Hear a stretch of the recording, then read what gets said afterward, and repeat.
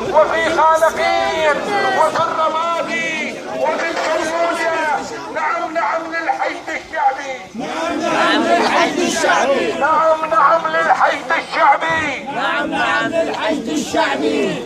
وانها مرتك باسم الدين باقون الحرامية والمقصودين معروفين بدون ما نرفع صور. ويجب أن يحاسب وسيذهب إلى مزبلة التاريخ. مدحت المحمود هو العقدة الأولى التي يجب إزالتها من طريق الإصلاح. حيدر العبادي أول خطوة يجب إزالتها بعزل هذا الرجل الفاسد ورجاء على الشعب وبدء حركة إصلاحات حقيقية. لا نريد تخديرات لهذا الشعب. العفو طبعا عليها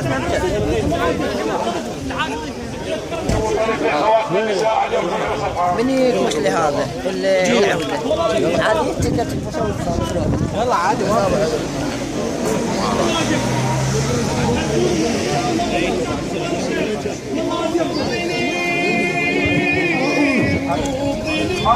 اخواننا التركمان واخواننا الصابئه وكل طوائف العراق، مرحبا بكم ايها الجموع.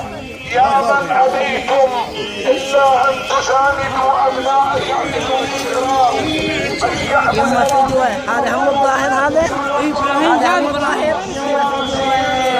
يلا تقول شنو كذا باسم الدين باقون الحرامية.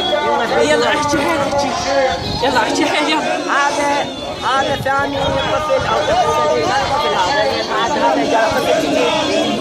هذا ثاني طفل صغير بالمظاهرات عندنا اليوم. قول لا تستحي قول باسم الدين باقون الحرامية. يلا استحي يلا احكي حالي. الله يخليك يلا قول. ايه هاي حلوه هاي.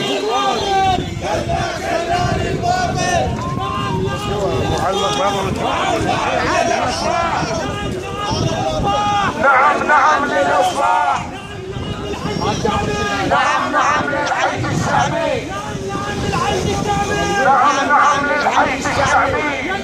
نزلها يجب صرف مستحقات الحشد الشعبي المبارك.